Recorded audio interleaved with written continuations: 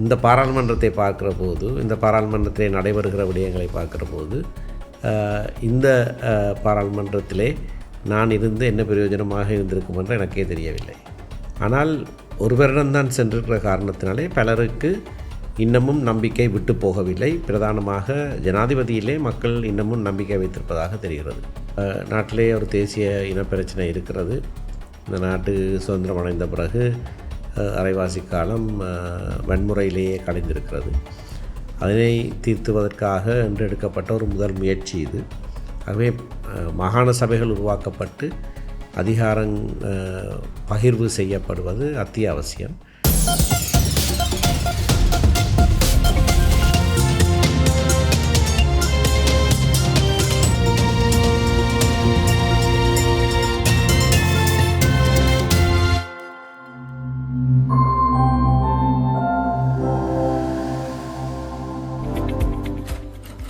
Moon Lanka, since 1995.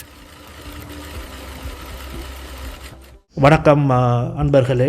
இன்று inside நேர்காணல் நிகழ்ச்சியில் எங்களுடன் இணைந்து கொள்கிறார் எம்ஏ சுமந்திரன், இலங்கை தமிழ் அரசு கட்சியின் பொதுச் செயலாளர், முன்னாள் பாராளுமன்ற உறுப்பினர். வணக்கம் சுமந்திரன். வணக்கம் ஷியார். கடந்த தேர்தலில் நீங்கள் உங்களால் பாராளுமன்றம் தெரிவாக முடியவில்லை. இது எந்தளவு உங்களை எந்தளவு தாக்கத்துக்குள்ளாக்கியுள்ளது? இது தாக்கத்துக்குள்ளாக்கினது என்று சொல்ல முடியாது. தேர்தல் முறையின்படி எங்களுடைய கட்சிக்கு யாழ்ப்பாணத்திலே ஒரே ஒரு ஆசனம் கிடைத்தபடியினாலே இரண்டாவதாக வந்த நான் பாராளுமன்றத்துக்கு தெரிவாகவில்லை. ஆரம்பத்திலே அது ஒரு ஏமாற்றத்தை போல தோன்றினாலும் இந்த ஒரு வருட காலத்திலே அப்படி தெரிவுபடாமல் விட்டது நல்லதொரு காரியம் என்றே நான் நினைக்கிறேன். ஏன் அவ்வாறு கூறுகிறீர்கள்? இந்த பாராளுமன்றத்தை பார்க்குற போது, இந்த பாராளுமன்றத்திலே நடைபெறுகிற விடயங்களை பார்க்குற போது, இந்த பாராளுமன்றத்திலே நான் இருந்து என்ன பிரயோஜனமாக இருந்திருக்கும் என்று எனக்கே தெரியவில்லை. தற்போது ஆட்சியில் அரசாங்கம் மிகுந்த எதிர்பார்ப்புக்கு மத்தியில் மக்களால் தெரிவு செய்யப்பட்டது. ஒரு வருடத்தின் பின் இந்த அரசாங்கத்தை எவ்வாறு நீங்கள் காண்கிறீர்கள்? அதில் பல ஏமாற்றங்கள் உண்டு. ஆனால் ஒரு வருடம்தான் சென்றிருக்கிற காரணத்தினாலே பலருக்கு இன்னமும் நம்பிக்கை விட்டு போகவில்லை. பிரதானமாக ஜனாதிபதியிலே மக்கள் இன்னமும் நம்பிக்கை வைத்திருப்பதாக தெரிகிறது. நீங்கள் பல வருட காலமாக 13வது திருத்தச் சட்டத்தை முழுமையாக அமல்படுத்த வேண்டும் என்ற ஒரு பிடியிலே இருக்கிறீர்கள். இது பல வருடமாக பல அரசாங்கங்களால் வாக்குறுதி அளிக்கப்பட்டு பின்னர் அது ஏமாற்றப்பட்டு கொண்டே இருக்கும் விடயமாகவே இருந்து வருகின்றது. தமிழர்களை பொறுத்தவரை அல்லது வடக்கு கிழக்கை பொறுத்த அளவில் இந்த 13வது திருத்த சட்டத்தை முற்று முழுதாக அமல்படுத்துவது எந்த அளவு முக்கியத்துவம் வாய்ந்தது? மிகவும் முக்கியமானது. நாட்டிலே ஒரு தேசிய இனப்பிரச்சனை இருக்கிறது. இந்த நாட்டு சுதந்திரம் அடைந்த பிறகு அரைவாசி காலம் வன்முறையிலேயே கழிந்திருக்கிறது. அதனை தீர்த்துவதற்காக என்று எடுக்கப்பட்ட ஒரு முதல் முயற்சி இது. ஆகவே மாகாண சபைகள் உருவாக்கப்பட்டு அதிகாரம் பகிர்வு செய்யப்படுவது அத்தியாவசியம். அந்த நோக்கிலே பார்த்தால் தற்போது 13ஆம் திருத்தத்தின் மூலமாக இருக்கிற அதிகாரங்கள் மாகாண சபைகளுக்கு கொடுத்தே ஆக வேண்டும்.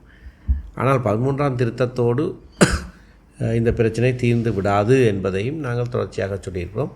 ஒரு அர்த்தமுள்ள அதிகார பகிர்வு முறை கொண்டு வரப்பட வேண்டும். 13ஆம் திருத்தத்தை முழுமையாக அமல்படுத்துவது அதிலே முதல் கட்டமாக இருக்கலாம். அர்த்தமுள்ள ஒரு இதாக இதை கூறுகிறீர்கள்? அர்த்தமுள்ளதுன்னு சொன்னால் இப்பொழுது இருக்கிற முறை அர்த்தமற்ற முறை. ஏனென்றால் அதிகாரங்கள் கொடுக்கலாம், ஆனால் மத்திய அரசாங்கம் அதனை மீள பெற்றுக்கொள்ளலாம். அப்படியானால் அதிலே எந்தவித அர்த்தமும் கிடையாது. அப்படியாக பல தடவைகள் அதிகாரங்கள் பறித்தெடுக்கப்பட்டிருக்கின்றன. மிகவும் விசேஷமாக திவிநகம சட்டத்தை ஒரு உதாரணமாக சொல்லலாம். 15 அதிகாரங்கள் மத்திய அரசுக்கு மீளப்பெறப்பட்டன. ஆகவே ஒரு அர்த்தமுள்ள அதிகார பகிர்வு முறையிலே கொடுத்த அதிகாரங்களை தன்னிச்சையாக மத்திய அரசாங்கம் திரும்ப பெறப்பட முடியாததாக இருக்க வேண்டும். அதுதான் அர்த்தமுள்ள அதிகார பகிர்வு. வடக்கில் கடந்த தேர்தலின் போது எதிர்பாராத விதமாக மக்கள் இந்த தேசிய மக்கள் சக்தியை தெரிவு செய்தார்கள். அதை நீங்கள் ஜனாதிபதி தேர்தலோட பார்த்தீங்கன்னா ஜனாதிபதி தேர்தல் உண்மையாக வந்து இலங்கை தமிழரசு கட்சி இலங்கை தமிழரசு கட்சி ஆதரித்த ஜனாதிபதி வேட்பாளர் சஜித் பிரேமதாஸ் எல்லா தேர்தல் தொகுதியிலும் வெற்றி பெற்றிருந்தார். ஆனால் இதை வந்து எங்களால் பாராளுமன்ற தேர்தலில் காண முடியவில்லை. இந்த மாற்றத்திற்கு என்ன காரணமாக இருக்கலாம்? ஒரு தேர்தல் அலை இது பல இடங்களிலே பல நாடுகளிலே நாங்கள் பார்த்துருக்கிறோம். ஒருவர் வென்று விட்டால் அதுக்கு பிறகு ஒரு பாரிய அலை ஒன்று ஏற்படும்.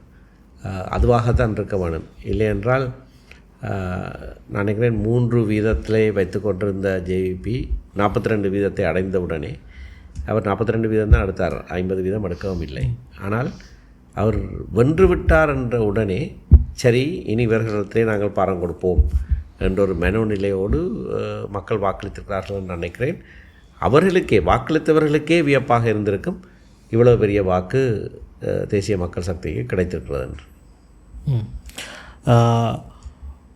ஒரு விடயம், அதாவது பெரும்பாலான மக்கள் வாக்களித்த ஒரு விடயம் வந்து முற்றுமுழுதாக புறையோடி போயுள்ள இந்த கரப்ஷன் என்ற அந்த விடயத்தை வந்து நாங்கள் முற்றுமுழுதாக நீக்கணுமன்றதை இந்த அரசாங்கத்தில் வச்சுருந்த நம்பிக்கை. ஒரு வருடத்துக்கு பிறகு இதை நீங்கள் எப்படி காண்றீங்க? உண்மையிலே வந்து அரசாங்கம் இதற்கு இந்த கரப்ஷனை இல்லாமக்கிறதுக்காக அரசாங்கம் சில நடவடிக்கைகள் எடுத்திருக்கிறது. ஆனால் லஞ்சம் ஊழல் போன்ற விடயங்களிலே முழுமையான செயற்பாட்டை நாங்கள் இன்னமும் காண முடியாமல் இருப்பது மற்ற அரசாங்கங்களை விட முன்னோக்கி செல்கிறது என்பதிலே ஐயமில்லை. ஆனால் பெரிய பெரிய விடயங்களை அவர்கள் இன்னமும் கையாளாகாமல் இருக்கிறார்கள். ஆனால் அதனாலே அவர்கள் தோற்றுவிட்டார்கள் என்று நான் சொல்லவில்லை. இந்த முயற்சி இன்னும் கூடுதலாக செய்யப்பட வேண்டும். இலங்கை இன்னும் வந்து ஒரு ஐக்கிய நாடுகள் சபையின் ஐக்கிய நாடுகள் மனித உரிமை மனித உரிமையில் அதன் கீழில் வந்து ஒரு ரெசல்யூஷனில் இருக்குது. அது அவங்க வந்து இன்னும் வந்து இலங்கையில் என்ன நடந்ததுன்றதை பற்றி விசாரணை செஞ்சு கொண்டிருக்கிறாங்க.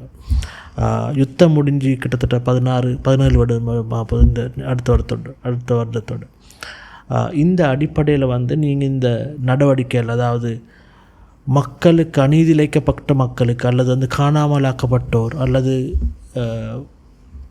தங்கள் உறவினர்களை இழந்தவர்கள், அவர்கள் உயிரோடு இருக்க மாட்டார்கள் தெரிஞ்சும் கூட இன்னும் காணாமல் ஆகிக்கொண்டிருக்கிறார்கள் என்று நம்பிக்கொண்டிருக்கிறார்கள்.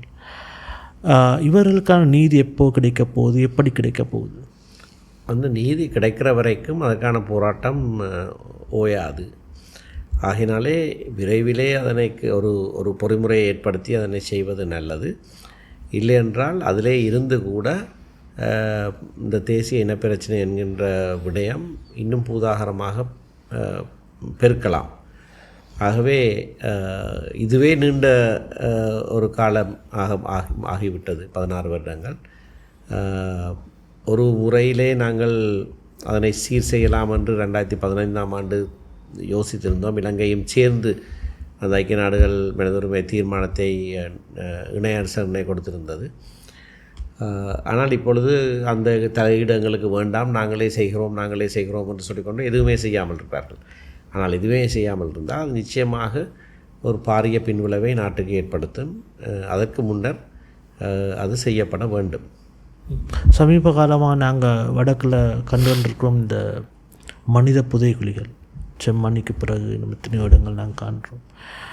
இது சம்பந்தமாக இதுவரைக்கும் என்ன நடந்திருக்கிறது, என்ன மாதிரியான விசாரணை நடந்திருக்கு? இது வந்து சர்வதேச ரீதியில் நீங்கள் ஏதாவது உங்களோட கட்சியிலிருந்து ஏதாவது செஞ்சுருக்கிறீங்களா? இதை வந்து சர்வதேச ரீதியில் சர்வதேச ரீதியாக இந்த அடையாளப்படுத்துதல், அதாவது மனித புதைகுழியிலே கண்டுபிடிக்கப்படுகிற எலும்புக்கூடுகள் யாருடையவை என்பதை அடையாளப்படுத்துவது தான் பிரதானமான விடயம். அதுக்கு இன்னமும் நடவடிக்கை எடுக்கப்படவில்லை. முன்னர் மண் செம்மணியிலே எடுக்கப்பட்ட 15 எலும்புக்கூடுகளில் 2 அடையாளம் காணப்பட்டது. அது வெளிநாட்டுக்கு அனுப்பப்பட்டு தான் செய்யப்பட்டது. ஆகவே இவையும் வெளிநாட்டுக்கு அனுப்பப்பட்டு சர்வதேச உதவியோடு இது செய்யப்பட வேண்டும் என்பது எங்களுடைய கோரிக்கையாக இருக்கிறது. இலங்கையில் அதுக்கான நிபுணத்துவமும் கிடையாது.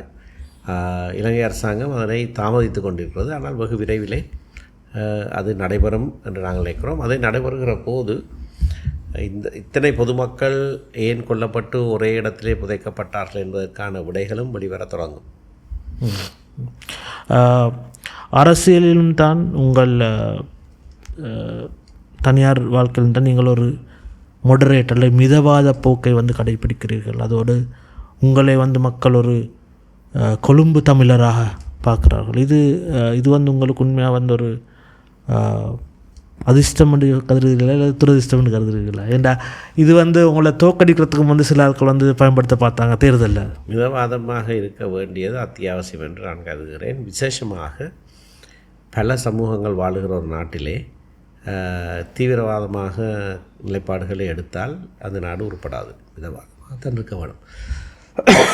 கொழும்பிலே நான் கூடுதலாக வாழ்ந்த காரணத்தினாலே